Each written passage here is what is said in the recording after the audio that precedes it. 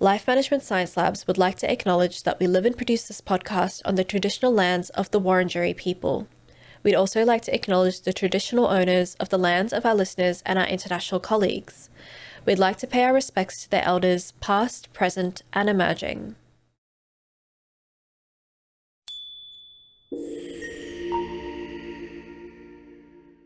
Hello and welcome to Reloscope, the Relationship Science Insights podcast produced by LMSL, the Life Management Science Labs. We are champions in life management science, providing structured insights informed by science and inspired by practice on key aspects of conscious living. Each week we bring you scientific and practical insights on each element with the expert knowledge of professionals in the field. I'm your host, Aditi Kutty. Let's get on with the show. Hey Monica, welcome to the show. Thanks for having me. I'm excited to be here. Now, I guess before I really get into the episode, just a quick warning that we are going to be talking about some pretty sensitive topics, in particular dating violence, domestic violence, a little bit about abuse.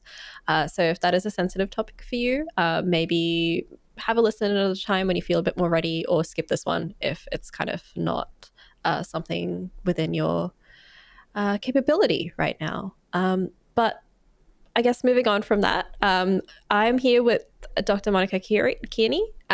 She is a Ph.D. in counseling psychology from the University of Maryland. Can you tell us, the audience, a bit more about yourself? Yeah, so I go by Dr. K. That's what my students call me. I'm a lecturer at the University of Maryland in College Park. And essentially what I do is a lot of teaching around multicultural related topics. So I teach a class on multicultural psychology, counseling psychology. One of my favorite courses to teach is psychology of women. And the reason I am able to teach these classes is because of my doctorate in counseling psych. We do a lot of multicultural work in that training program. And my research really focused on relationships, dating violence, and gender roles. So that really lends itself well to my position now. I'm also really passionate about student engagement in social justice and advocacy work. And so I'm starting to get into research around that. But ultimately, yeah, I do a ton of teaching around these topics. So really excited to have the opportunity to talk more about it today. That is such a cool and incredibly important mix of topics. And I think it's even cooler that your students get to learn about all of that and also call you Dr. K. It's kind of like the Miss Frizzle of university almost. Yeah, for sure. Yeah, I felt like when I finally graduated with my doctorate, people were like, oh, aren't you so excited for people to call you doctor? And I was like, not really. Like, it feels so unapproachable and unrelatable, but I did work hard for this degree. Like, how could I find that balance? So we ended on Dr. K. For sure. I love that. We are going to get to know you a little bit more before we kind of dive into our topic today, which is about dating violence. Are you happy to answer a few quick questions? Of course. All right. What is your favorite book? Right now, it changes all the time depending on what I'm reading. But right now, my favorite book is All About Love by Bell Hooks. I got married recently and was really on this search of, what is love all about? And that book, I like to say that book read me. I didn't read the book. And basically, it really resonated with me about the struggles that as a society we have when it comes to opening up ourselves to love and romantic relationships. So love that book. Highly recommend. Congratulations on getting married as well. What about a favorite movie? This is hard for me. I loved so many movies, but I ultimately go to Disney movies. And right now, my favorite Disney movie is Moana. There's something about the grandmother relationship that just makes me cry every time I watch it. Moana's a classic. I love Moana so much. What's a podcast that you've been listening to lately? One of my favorite podcasts is called Lovers and Friends by Shan Boodram. It's all about couples and relationships, and they definitely talk a little bit about sexual intimacy in there as well. But I really love it because she explores how people set up their relationships that work for them. So it's not just about, heterosexual monogamous relationships, but there's lots of variety in that as well. So highly recommend that podcast too. Yeah, absolutely. Listen to ours and listen to that one as well if you want to know more about relationships. Do you have a famous role model that you've kind of looked up to at some point? Yeah, I think one of my favorite famous role models is Tracy Ellis Ross. She's an actress, and I really love that she's just unapologetically herself in whatever space that she occupies. And I also love that she's very open about being a single woman who is older, who has really focused and prioritized her career and isn't necessarily on the hunt for romantic partners. I know we're going to be talking about relationships today, but I love that there's like different strokes for different folks, and maybe a relationship, a romantic relationship, isn't your number one priority. So I love that about her. I think being satisfied with yourself and who you are is a big part of relationships anyway. So Definitely. yeah. Yeah. And what's the last course that you completed?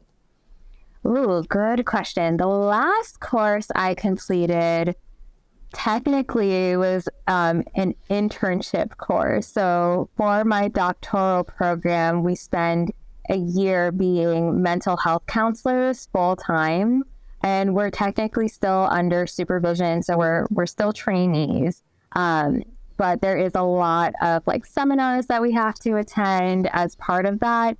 And I think the last one I officially attended probably had to do with diversity and inclusion related issues in the mental health space.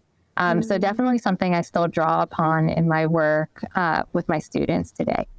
Yeah, absolutely. Well, that kind of brings us to the end of our questions. We know you now. You and the audience are best friends. So Yes. we're gonna move on now to our interview segment, which we're gonna dive into dating violence in a second. But our podcast is about relationships and romantic relationships in particular. So to start broadly, what is a relationship to you? How would you define it? Yeah, I think when I think about a relationship, it is really any kind of connection that you have with another person. So there's lots of different types of relationships. We could have professional relationships, like for me in the university setting with my students, we have this very professional relationship. But we could also have these relationships that have more intimacy involved with them, and those could be romantic. So there's more of that romantic connection between you and a partner. And they could also be platonic, right? Like I have a lot of love for my friends. It's just a different type of love than I would have for my husband, for example. So yeah, any relationship or any kind of connection that you have with another person, and levels of intimacy might vary. Yeah, absolutely. And in your opinion, do, relationships, particularly the romantic relationships, do they hold the same kind of meaning and structure as they did maybe decades ago? Yeah, I think that is a complicated question, because I think as far as the meaning portion of that goes, I think 100%. We still place a lot of emphasis on finding our long-term romantic partner, them being a person that meets all of our needs, whether that be emotional, financial, security needs. But I do think the purpose and function of relationships has changed over time. I think historically, women have been taught that they need to find that romantic partner to have that financial security and stability. But with more women focusing on their careers and being in the workplace and being really successful financially, they may not be relying on their partners for that as much nowadays. And now I think we are focusing more on that emotional connection that we have with romantic partners. And we tend to place a lot of emphasis on that. Absolutely. And I guess, not to segue, there's no good way to segue away from that into dating violence, but how do you, kind of to provide context to our conversation, how do you define dating violence? Yeah, so dating violence is a pattern of behaviors that we see where one partner clearly has more power and control in the relationship than the other partner. And dating violence can take a lot of different forms. I think the one that we're probably most used to seeing or most comfortable being able to point out is physical violence. But it could also be emotional and psychological violence. So really putting your partner down or trying to manipulate them. I think now we use the term gaslighting a lot more. That could definitely be an indicator that there might be some power differentials happening in the relationship. It could also be sexual, so forcing your dating partner to perform sexual acts that they're uncomfortable with doing and that they didn't give consent to. And it could be economic or financial, so preventing a dating partner from maintaining a stable job or having a steady income, forcing your dating partner to give over their income so that you can have more of that power and that control over the relationship. Mm-hmm. And what is, if there is a difference between violence and abuse? Are they the same thing, or is there like a slight difference in terminology? I think when we tend to talk about violence, we do kind of interchangeably use violence and abuse. I think abuse tends to be more of a concept that is all encompassing, right? So a lot of the things that I mentioned, some people would say, is that violence, right? Is gaslighting violence? And perhaps it doesn't feel violent because we have a certain connotation with violence. So abuse oftentimes is a word that we would use that makes more sense. Like maybe it's not violent, but there is something that is abusive about it. There's something that where it's clear that it's uncomfortable, it doesn't feel right, and that person doesn't feel safe to be their full, authentic selves in their relationship. Mm-hmm. And I guess I feel like it's an obvious question, but how does violence affect relationships? What are all the ways it can, deal Yeah. with that? Yeah, it might be an obvious question, but it's a really good question to ask, right? Like, from what we know, abuse and violence in a relationship really dampers the trust and security and safety in that relationship. But not only just the trust and safety in that relationship, but also the trust and safety that a person feels like they have within themselves. A lot of people who end up in abusive relationships feel a lot of shame around the fact that they ended up in this type of relationship. They may feel a lot of shame that they stayed in this relationship. They may wonder, can they trust their judgment in future relationships? So I would say ultimately and overall, one of the biggest things that violence impacts is that sense of trust and safety with your partner, but also with yourself. Yeah, absolutely. And I mean, there's a couple of questions that we'll kind of dive into that a bit more later, but what are some of the warning signs, like those red flags? How early can we tell? Yeah, this is a really great question, and what my research really focused on, because in the literature, it was pretty clear that we understood what violence was, what abuse was, but there was less work around what are the warning signs or the red flags that people should be looking out for in their relationship. Um, and so, from what we know, these warning signs don't appear immediately in a relationship. And there's a very good reason for that. People who are abusive or violent need to draw in the person that they are going to be abusive or violent towards. And you can't do that if right out of the gate you are showcasing these red flags. People would pick up on them pretty immediately and they would end the relationship to protect themselves. So generally what happens is at the start of the relationship, an abuser is really charming. They have a lot of charisma. They draw you in with their personality. And then all of a sudden things start to feel like there's a shift happening. And some of the warning signs that can be indicators that potentially your relationship may become abusive, one of them is monitoring behavior. So if your dating partner is tracking you without your knowledge or permission. And when I say tracking, I mean like using your social media to see where you are, who you're talking to, maybe checking your phone behind your back without you knowing, looking through your DMs and your text messages and your emails. So really just finding ways to kind of keep tabs on you, if that makes sense. We also have controlling behaviors. And so this is when your dating partner is making decisions on your behalf without you asking them to do so. So telling you how you should dress, or if you go to a restaurant, ordering for you, for example. So saying something like, oh, I think you should have a salad tonight versus a steak that you really wanted. We also have demeaning behaviors. So these are behaviors that a dating partner will use to try to intentionally lower the self-esteem of the person that they're seeing. So telling them something along the lines of, if you leave me, no one else will love you the way that I do. No one else would deal with you. You can't do anything right. So things that are meant to be, again, these intentional hits towards your self-esteem. We have jealous and possessive behaviors that we could look for as another red flag. So treating your dating partner as if you have some kind of ownership over them. And usually the way that this manifests is really questioning whether your dating partner is fully committed to you. So maybe essentially kind of like accusing them of flirting with everybody when it's like very clear that the dating partner is not flirting with them, or just being like really suspicious about your relationship. So asking a lot of questions like, how did you meet? What do you do when you're with them? Just really showing this distrust of how you are behaving outside of the relationship. And this could also look like really wanting your dating partner to only spend time with you.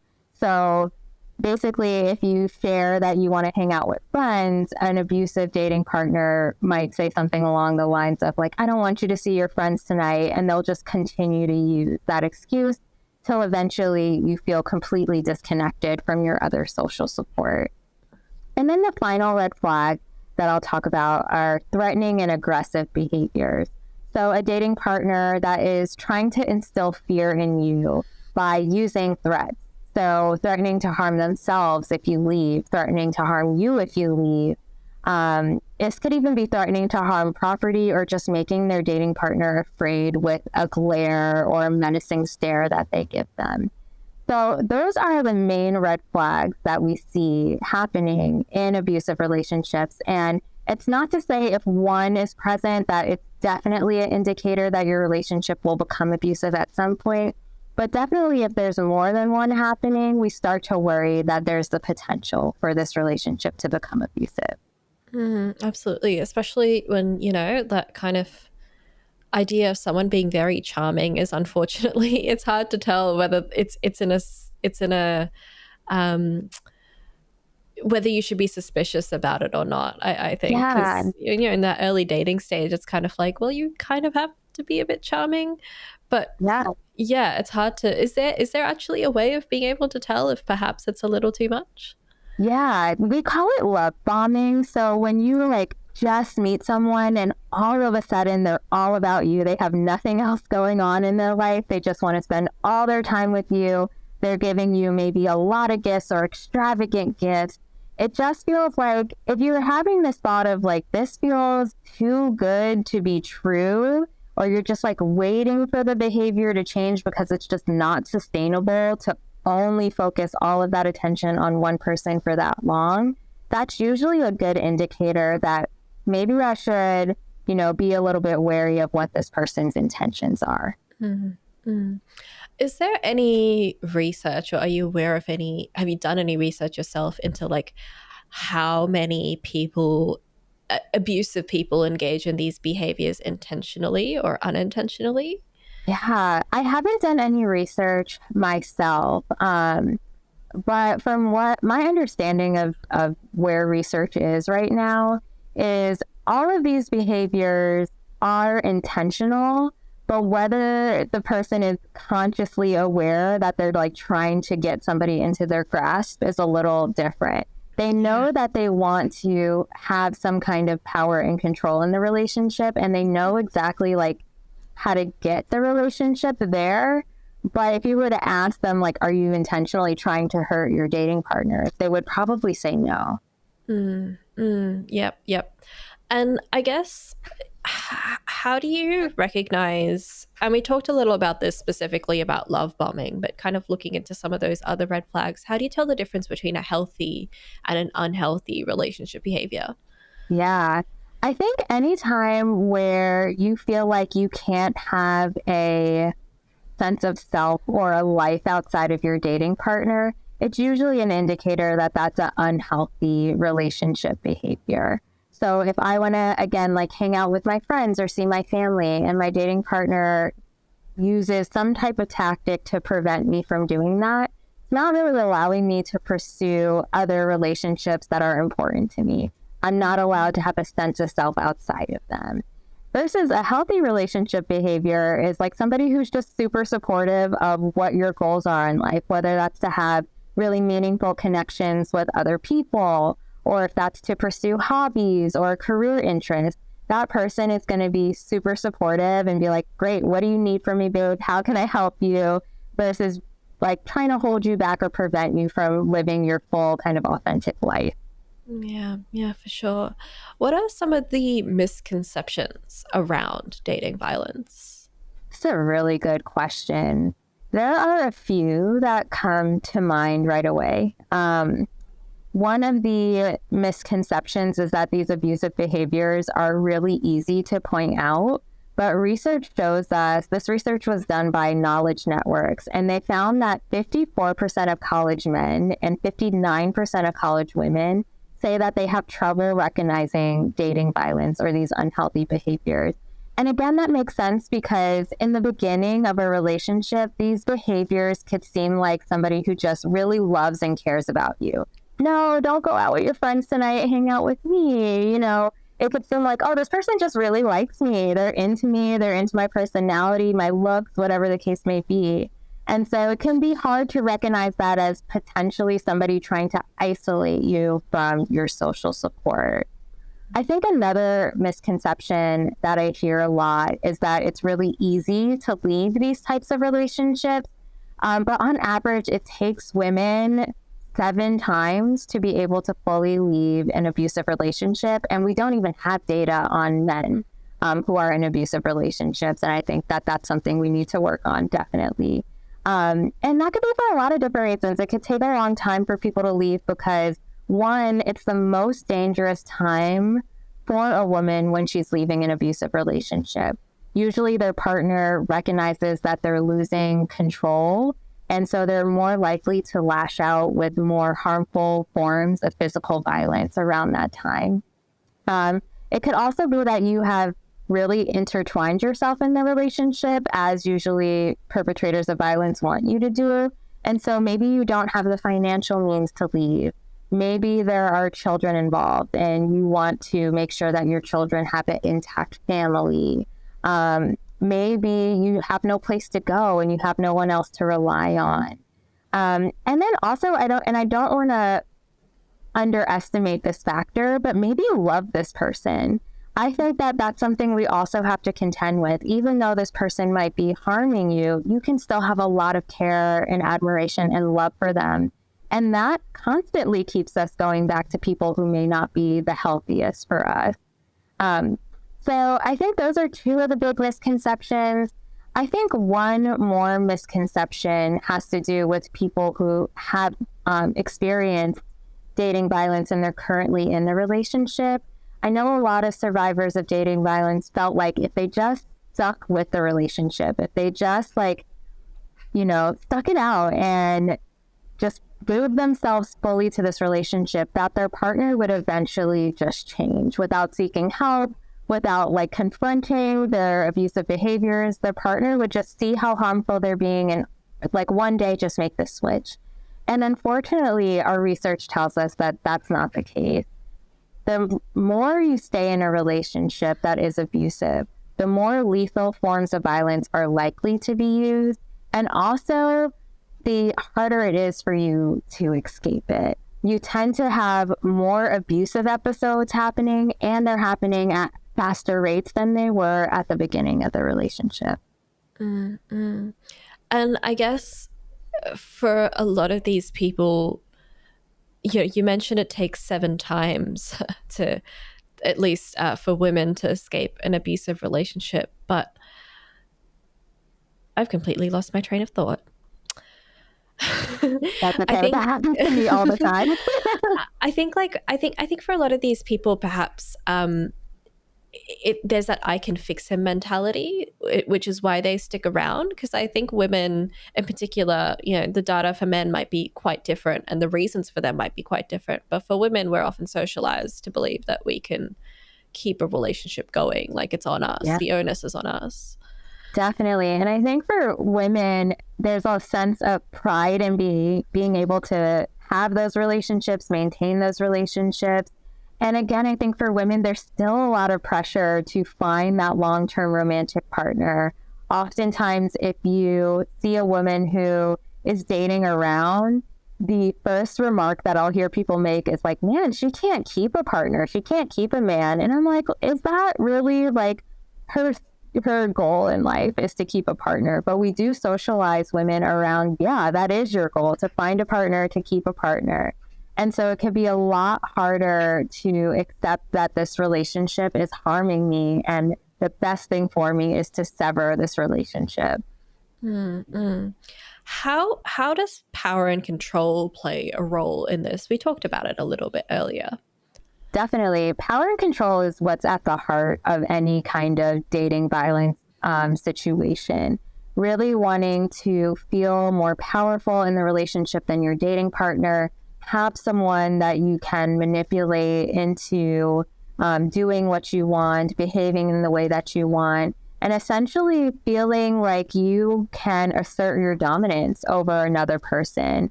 I often hear people say, well, how do you know it's dating violence versus that partner just has an anger issue? And we always say that if it was an anger issue, that person would lash out at everybody. They wouldn't save it just for the dating partner that they feel like is somehow lower than them or weaker than them. So power and control is at the heart of it, and there's lots of different tactics that people will use to try to maintain that power and control. One that stands out to me is called minimizing, denying, and blaming. So minimizing the abusive behavior, it wasn't that bad, you're perceiving this wrong. Denying that it even happened, like, oh, I don't know, I was drunk or I was under the influence, that won't happen again. And then also blaming their dating partner. Well, if you would have just done X, Y, and Z, I wouldn't have responded to you in that way. And all of that creates this psychological manipulation for the person who is surviving that kind of abuse. And they, again, feel like they just don't have the same amount of power in the relationship. They're not seen as equals to the person who's perpetrating the violence. Mm-hmm. For women who might maybe recognize some of these signs, understand what's happening, beyond kind of that individual need to, want to keep their man, why might they stay? Are there other societal reasons involved in that? Yeah, definitely. I think there are a lot of different reasons why people stay. And I remember, I think it was in 2014, there was a hashtag that went viral on Twitter where women were telling all of the reasons why they stayed in the relationship. A lot of them had to do with fear of retaliation. If I left, I didn't know what he was going to do to me, what he was going to do to other people that I love. A lot of women spoke on feeling pressured from their religious community, having values around having a family, maintaining a family. Women talked about really having no resources or social support outside of their dating partner. And so they really had no other choice but to stay in the relationship until they felt financially secure and until they had made enough connections to be able to leave safely. So there's lots of different reasons. And again, I just want to reiterate, I don't want to underestimate also that love could play a huge role in why people stay. I think this person will change. Maybe there's hope for our relationship. Maybe if I just do X, Y, and Z, I won't make them mad. They won't lash out at me. So I think there's also a lot of hope, a lot of love that are built into these relationships. And a lot of women will hold on to that when they're trying to evaluate whether or not they should stay. Mm-hmm. And how does technology and social media come into this? Yeah, I think in this day and age, the monitoring behaviors, for example, can be facilitated very well because of social media and technology. I can go and use an app like Find My Friends, and I can know exactly where you are, even if you didn't tell me that's where you were going, right? I can easily, if I know your password, I can check your DMs, I can check your text messages, I can look at your emails. We have so much communication that happens over technology over our phones in particular. And so I can essentially just like have a log of what you're doing throughout the day when I'm not with you just by looking at your phone. I also think that social media has this effect on us where we might be looking towards other people who are on social media to determine whether our relationship is healthy or unhealthy. And I think that that can be extremely hard and problematic because a lot of times the relationships that get glorified on social media are not the healthiest, but they might seem exciting. They might seem enticing in some way. And so I think that that can be really harmful because if we see people who are going through something similar and they're choosing to stay, we may say, oh, so what I'm going through is not that bad and I could choose to stay as well. Yeah. When you say looking at other relationships in social media, are you referring to perhaps people within their circle or people they know? Or are you talking about, celebrities and perhaps media and that kind of thing? Because I feel like on social Yeah. media, we get a mix of everything now. Yeah, I think both and all, right? Like looking at people that I may actually know in real life and see what their relationship looks like and how it plays out on social media. But also looking at people who are famous and what their relationships look like and how their drama plays out on social media. And again, I think we kind of glamorize the dramatics in a relationship. Again, those relationships seem really a lot more exciting than the folks who are like calm and happy and in very healthy, stable relationships. And so I think especially young people can look at those relationships and think, I want something that's that passionate, that's exciting, and not really think I want a type of romantic connection that makes me feel more safe and calm and secure. Absolutely. And I guess, how can people who have assessed that they're in an abusive relationship and feel ready to leave, how can they seek help? Yeah, that's a great question. There's a lot of resources out there. One of my favorites is a website, loveisrespect.org. So if you're wondering whether or not your relationship is healthy, they have a quick little quiz that you can take that can help you determine whether or not those relationship behaviors you're noticing are healthy or unhealthy. But they also have a live chat feature, so you can text chat with somebody, you can type in chat with somebody who can help you create a safety plan. Like I mentioned before, oftentimes the most dangerous time for a person who is being abused is when they decide to leave the relationship. So you want to make sure you have a pretty solid plan on how you're going to leave, how you're going to do that safely, and if there's people that you can rely on to help you do that. So I really love that particular website. Highly recommend that for folks who are interested in figuring out like how am I going to leave? How am I going to uncouple from this person? And I also want to just say that oftentimes our social support are people that we can rely on, but we don't automatically think that they are. But maybe they are like friends or family members who want your safety and your health, and they're willing to help you leave this relationship and protect you as much as they're able to do so. So I think also relying on people around you, if you have that support, don't be afraid to reach out to them. Absolutely. And I guess that leads well into my next question, which is how can friends and family and like your close community support someone who is undergoing dating violence? Yeah. I love this question because I think oftentimes we have the best of intentions and we're like, I just don't know even where to start. So an acronym that I like to use that I think could be helpful for people to remember is STOP. So if somebody comes to you and they say, I think I'm in an abusive relationship, think to yourself, stop. The S is for make sure that you're staying safe. So is the abuser around? If so, maybe this isn't the perfect time to have that conversation. You want to make sure you're in a safe place to continue to have this dialogue. So S is for stop. T is for tell that person that you're concerned. I think sometimes for people in abusive relationships, we don't realize how much danger we might be in or how much people truly care about us until we hear it. So tell that person that you're concerned for them, that you're concerned for their safety. And then O is to offer support. So something that's really important for people who are experiencing abusive relationships is to have autonomy over what happens next.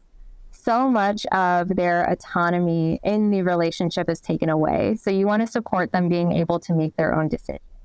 Perhaps they don't want to get the authorities involved. Perhaps they're not ready to leave the relationship.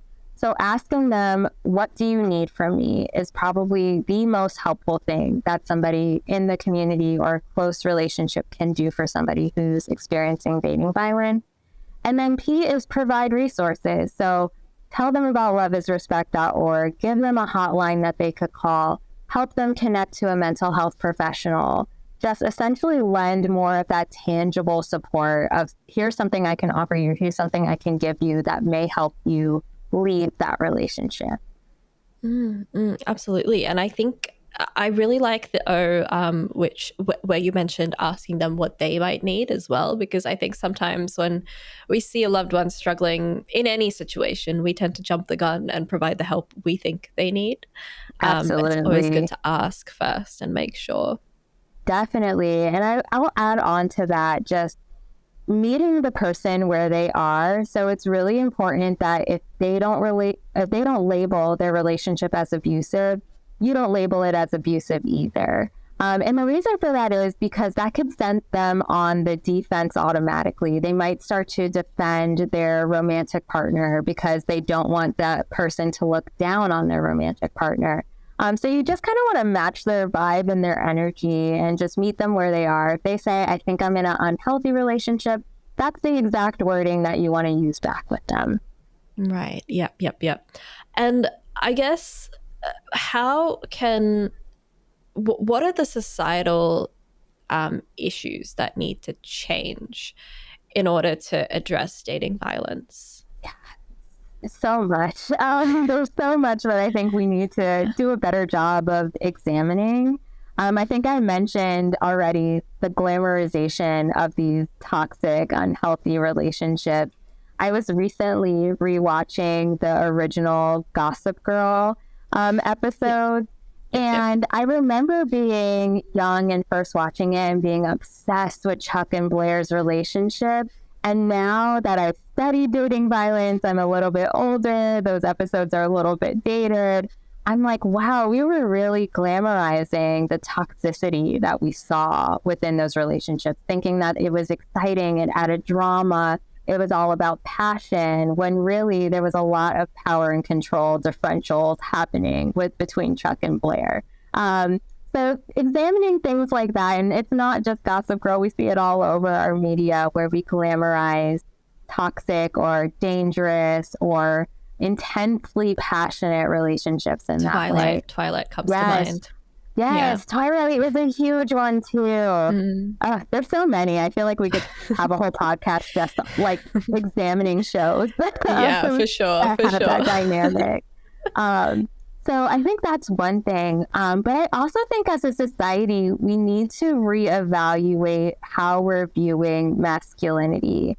I think that anyone could end up in an abusive relationship. And so I want to make that really clear. But a lot of times these violent relationships are gender-based as well, where we have the person who has less power in our society experiencing the violence and the person who has more power in our society perpetrating the violence. And oftentimes, if we're thinking about like heterosexual relationships, it's the woman who's experiencing the violence and the man who's perpetrating it. And I think that has a lot to do with how we socialize men to grow up and to behave in relationships. We tell them not to showcase any emotions except anger and frustration. We tell them to not rely on other people, but then we toss them into these romantic relationships and we're like, you could open up to this person in particular. And that might be really challenging for them to navigate. We also socialize young boys to believe that violence is a reasonable tool that they can use to reach an end goal that they might have. And so if the goal is to have power and control in the relationship, I can use violence as long as it gets me to that end goal. So I think there's a lot to unpack there as well. Yeah, for sure.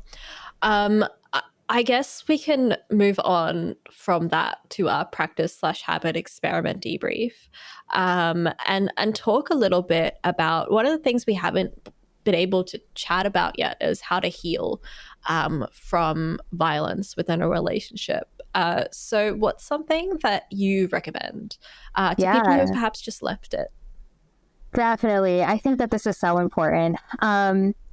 I think I mentioned earlier that people who have experienced dating violence may have a lot of shame around that. They may, again, lose trust or connection with themselves, wonder if they could trust themselves in the next relationship that they end up in.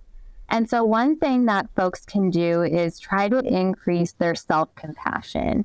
Try to rid themselves of the shame that they feel, because regardless of ending up in that relationship, staying in that relationship, it should have never happened to you. You should have never been met with violence in that relationship.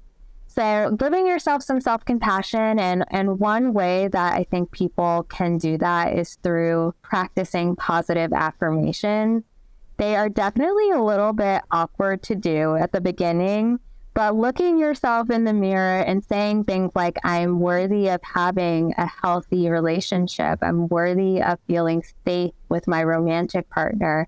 I deserve happiness. I deserve to trust the person I'm with. I deserve to be able to rely on my own judgment about a person. And ultimately, what ends up happening is at the beginning, people don't believe anything that's coming out of their mouth. It's really hard to say those things to yourself and believe yourself. But the more that you practice it, the more that you do it, the more that you start to believe those things, you start to internalize them. And ultimately, you can kind of end doing that practice whenever it feels right for you. But I found that most people love to continue to do it because you're just giving yourself a little pep talk. You're hyping yourself up. You know, maybe you do it first thing in the morning while you're getting ready. Maybe you do it at the end of the night, but you really are just speaking more positivity and love into yourself. So having that true, genuine love and self-compassion for yourself can really aid you on the healing journey. What are three good things about positive affirmations? Okay. Yeah, definitely. One is that they're free. They're free to do. They cost no money. They're really easy to implement. You could just wake up in the morning and choose to start doing them. And I think that's really important because mental health professionals are amazing, but we all can't afford to see them, especially thinking of American healthcare, not the greatest system, and it can be very expensive for people. So they're easy to The implement. Australian mental health system is not that much easier. So Good to yeah. know. Good to know. And I think super hard to navigate sometimes too. So being able to do something on your own, in your own time, they're free. It's amazing. Um, the next thing that I would say that makes them really awesome is that they're customizable. So wherever it is that you're needing, you can add that into your affirmation, which I love. So not everybody has to say the same things. You could say truly what's going to speak to you and what works for you. And then the third thing that I really love about them is, again, it's just like a little hype up self-love session for yourself. And I think we spend so much time focusing on how do we show up in relationships with other people. But I think it's just as important to examine how we show up in relationship to ourselves. How are we connected to ourselves? How are we feeling about ourselves? It really gives you a good barometer for how am I doing on my self-love journey. So I love that about them as well. Yeah, for sure. And I guess what are the challenges people have? You mentioned that earlier that at the start it can feel a bit silly, but is there anything else apart from that? Yeah, I think at the start it could definitely feel awkward. It could feel a little bit silly. I think apart from that is that people just don't stick with them long enough because it feels awkward, because it feels silly, because I don't believe myself. I am quick to say this is not working and I'm just going to give up on them. And so I think those would tend to be the two biggest challenges, feeling a little awkward and then giving up too quickly. But I would encourage anyone who's interested in doing these affirmations to just stick with them. And it might take you a month, it might take you a few months, it might take you a year, but the more that you practice them, the more helpful that they can be. Yeah, I'm definitely guilty of giving up on positive affirmations myself just because, like, I find it very hard to believe myself at the very beginning. But I Yeah. think sometimes, I mean, every single positive affirmation I have naturalized is on accident, and Mhm. it does work when you kind of stick with it, for sure. Yeah, definitely. I've seen one going around social media recently on TikTok where people are saying things like, I'm lucky, things just work out for me, right? And I think that that's amazing. But I think when you start to just kind of naturally think those things, it might happen on accident, it might not be an intentional practice. It does feel life changing for a lot of people. So I would encourage you, like, yeah, even if you can't do it intentionally at the same time every day, to notice when you are starting to believe that you deserve good things and how that came to be. And then try to like really build off of that. If it's happening naturally for you, how can you like really hone in on that? Yeah, yeah, for sure. For the people who do want to do it intentionally, how often do they set a certain time to do it? How do you find the time? Like, what are kind of the practicalities of actually taking this on? Yeah, I think it really depends on what works for you. And so I would say the more you make something a routine, the more likely you are to do it. So I would encourage people to set a time aside every day. Like I said, I like to do them in the morning while I'm getting ready. I love to multitask. But if you really, if like that just doesn't work for you, you're in a rush in the morning, maybe right before bed, maybe in the middle of the day during your lunch break, really finding a time where you can just be by yourself, have those few minutes where you are just reciting those positive affirmations. Um, I would say that you don't have to be super long. Like if it takes you 1 minute to say your affirmation, that's great. Just make sure you have a space where you can look at yourself as you're doing it, so that you can kind of gauge like, how am I believing this today? I'm not sure. I'm gonna try again tomorrow. So yeah, I would say just practically, it works best if you could build it into your routine, maybe do something that you are already doing, but just making sure that you set aside a time at least once a day to try to practice them. Yeah. And I guess, how do you feel? What do you feel works best? Should you say it aloud to yourself, or is it kind of thinking it in your head? Yeah, really great question. And I'm going to be honest, I don't know what the research says about this. So this is 100% my very biased opinion. I think that it works better if you say them out loud. There's something about hearing yourself say certain things that gets you to reflect on what it is that you just said. And it's similar in therapy. We could run through the same thought in our mind all, constantly. And then we get in front of a therapist and we say it out loud and we're like, man, I'm being really hard on myself. Or I can't believe I just said that. I can't believe I'm thinking those thoughts. So there's something about getting them out of your head and actually into the atmosphere that helps you evaluate them a little bit differently. So I would recommend saying them out loud. Yeah, yeah, for sure. And how do you think this would impact someone's perception in life? Yeah, I think ultimately what research shows is that when we are more positive, we tend to have better mental health outcomes. So a lot of this research is around gratitude, but I think it could also relate to positive affirmation.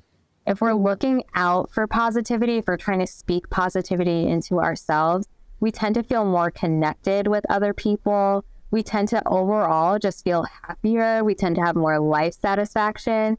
And there's even some research that says there's a connection between seeking out positivity and having better physical health outcomes as well. So less visits to the doctor. So I think overall you will just have a happier, more connected experience with other people around you, but also just a better outlook, a more optimistic outlook on life. Yeah, yeah, absolutely. And in your experience, are there kind of other practices or habits that you would combine with positive affirmations? Whoa, that's a really good question. I think journaling is amazing too. So I tend to recommend journaling to like all of my clients that I have had in the past. Again, there's something about taking those thoughts and putting them onto paper that does something differently for us than just thinking them in our head. So potentially you can write out those positive affirmations as you're saying them, and then go back and take a look at what you were also journaling around that time about how you were feeling, what you were doing, and see, you can actually track your progress. See if you see any changes in how much you believe those positive affirmations and how optimistic you're being and your overall life satisfaction. So that's one reason I love journaling. It's like an easy way to like have data that you could look at and see, how am I doing and how am I doing across time? Yeah, for sure. And I think when you mentioned journaling, I was thinking about what you said earlier about, if you kind of your negative self-talk, when you kind of voice it to your therapist, it can feel a bit silly. I feel like I feel the same way when I'm writing it out when I journal. Is like, Yeah. oh, that's kind of like really stupid of me to think that, actually. Even if they are valid feelings or not, it just changes, I think, a little when you put it on paper.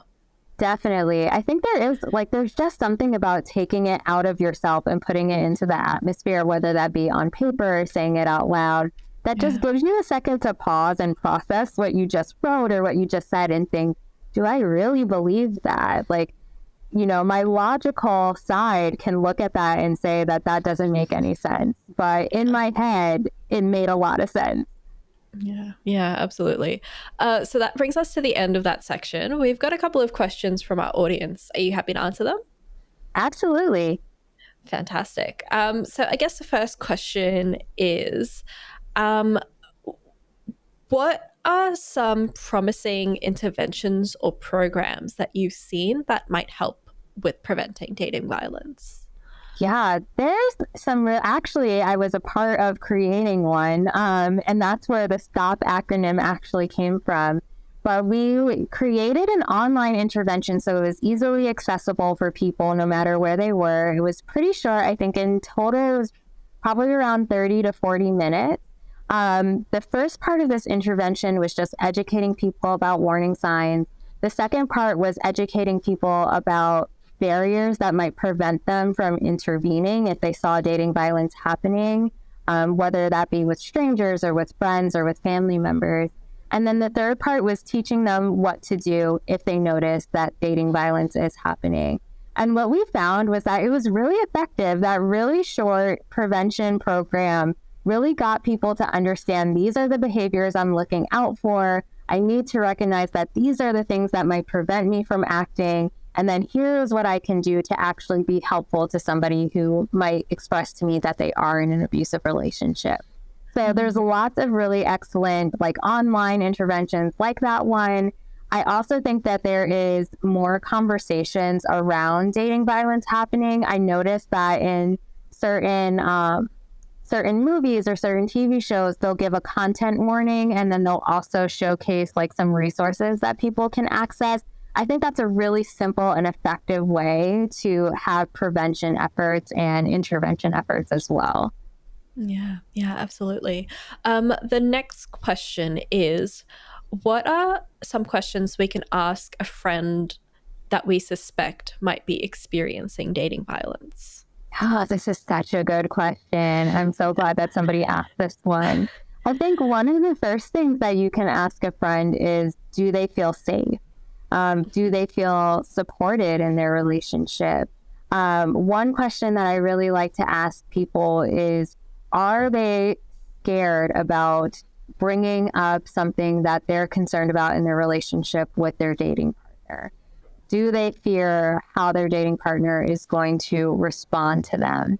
And then I think on the flip side of that, you can ask about positive, healthy behaviors that you would hope that your friend is experiencing too. So does this person support your goals? If the answer is no, even if it's not an abusive relationship, maybe it's unhealthy and maybe it's not a person that you should continue to see. Does this person want to be involved in other aspects of your life? Like, do they want to meet your friends? Do they want to hang out with your family? I think all of those are really good questions to assess whether or not this relationship is healthy or unhealthy. And I guess the final question as well is, can abuse occur in teenage dating relationships? Absolutely, it can. It might look different than adult dating relationships. Like there may not be children involved, there may not be like financial or economic abuse involved, but 100% we see teen dating violence happening. There's still a lot of those like tracking behaviors, a lot of those controlling behaviors. And instead of economic abuse, we tend to see dating partners who try to prevent their partners from getting an education. So forcing their partners to skip class, not allowing their partners to study for an exam that's coming up. So same kind of behaviors, but just focused on the developmental stage that that teenager is in. And I mean, I'm assuming I was also thinking about social media and technology just playing a much bigger role. Like, I don't know if teenagers are still on Snapchat, but I remember when Snapchat, it might still, I don't use it anymore, but it might still allow you to track the whereabouts of your friends. Yeah, I remember it being definitely. scarily accurate as well. So scarily accurate. I'm no Yeah. longer on Snapchat either, but I do remember like oftentimes going to the map and looking to see like where my friends were, you know, just to get an idea of what folks are doing. And noticing like I can like pretty much zoom into their house and like how scary that is that somebody could have that information on you. So yeah, 100% in teen dating relationships, I think social media plays a much bigger role than we would see in adult dating relationships. Yeah, absolutely. Well, that's kind of the end of our questions from audience. We now have our final segment of the evening, which is our open mic, in which I let you have a mini TED talk about whatever you want for a few minutes. Did you have something in mind? Yeah, definitely. I mean, I feel like we spend a lot of time talking about abusive relationships, which is so important. But I did also want to talk a little bit about healthy relationships and healthy communication. And something that I've been really passionate about is encouraging people to set boundaries with other people in their life. And I think sometimes boundaries get a bad rep. It's like, oh, we're trying to manipulate somebody's behavior. We're telling them that they could only be close to us if they behave in X, Y, and Z ways. And the way that I view boundaries is a little bit different. I view boundaries as protection. And I view boundaries as these expectations that we set for people, but people have the choice whether or not they're going to honor those boundaries. And then it's really up to us to enforce those boundaries, if that makes any sense at all. So I really want to encourage folks out there to think of boundaries as a way that you are saying, hey, if we are going to be in this intimate relationship with one another, I expect a certain level of communication or respect or whatever the case may be. And if you can't meet that, that's okay. I just think we're going to have to reevaluate the level of intimacy that we have. And I think it's perfectly healthy, it's perfectly normal, and it really does protect your own mental health. So have those difficult conversations around boundaries. I think it's so important for a healthy relationship to really flourish and thrive. Yeah, and what you said about having difficult conversations is so important as well, because once you set a boundary, you do need to communicate it properly, especially if it's a loved one. You want to make sure that, you know, they're not misunderstanding when you do set that boundary as well. And also, you just want to be clear for your own sake. Yeah, definitely. And I think that's probably, I know there are folks who really struggle to communicate the boundary, and then there are folks who struggle to maintain it. And I am definitely on the side of maintaining, but I empathize with folks who have that difficulty just clearly communicating what it is that they're looking for and what it is that they're needing. Because oftentimes what they're asking for is perfectly reasonable. Like, hey, if you're frustrated with me, just bring that to me instead of going on social media. Or I would rather us have a calm conversation than to be yelling at one another. These are all perfectly reasonable things to expect from someone, but it can feel really hard to communicate that in a way that the person that you're talking to doesn't feel attacked, doesn't feel like they're doing something necessarily wrong, but they're able to hear you and say, you know, I do want to maintain this relationship. I do want to be close to you. And so I'm willing to just meet those expectations and adjust accordingly. And it's really challenging, but I do encourage people to continue to practice. You know, I never say practice makes perfect, but practice does make us better. So continue to practice setting those boundaries, maintaining them, and communicating them. And the more you do it, the easier it gets. 100%. It gets so much easier the more that you do it. And honestly, you just become better at it. Like I'm thinking, does it become easier? I think so, but I think it's because you're really growing that skill. You are becoming better at it. Yeah, for sure, for sure. Well, I guess that's kind of the end of our episode, which has been pretty rough, but you've answered all of these questions so warmly and so clearly. I'm sure that people who maybe might have expected to have a tough time, I'm sure they're kind of realizing that it's been just flown by really quickly. So thank you so much for making this conversation so easy. Oh, thank you. And thank you for having me again. I'm really excited to share this information, and I hope that it helps even one person out there. Absolutely. Where can members of our audience find you? Yeah, I just started my Instagram around my mental health practice and around being a professor. So definitely check me out on Instagram, Dr. M. Kearney. That is where you'll be able to have the most communication with me. Yeah, I'm like on Instagram all the time, but really enjoying having that professional space to have these kind of conversations. So check me out there. Yeah, absolutely. Thank you so much. Thank you. You've been listening to Reloscope, the Relationship Science Insights podcast produced by LMSL, the Life Management Science Labs. For more episodes like this from 10 different life management perspectives, search LMSL on YouTube, Google Podcasts, Apple Podcasts, and Spotify, or wherever you find your podcasts, so you can get updated on everything we have to offer. We have a wide range of topics readily available for you to check out. If you enjoyed this episode, please consider rating our show, sharing it, and subscribing to our channel, as it helps us grow and bring you more quality resources. More of our work can be found at re.lmsl.net, where you can join our movement. I'm Aditi Kutty. Thanks for tuning in.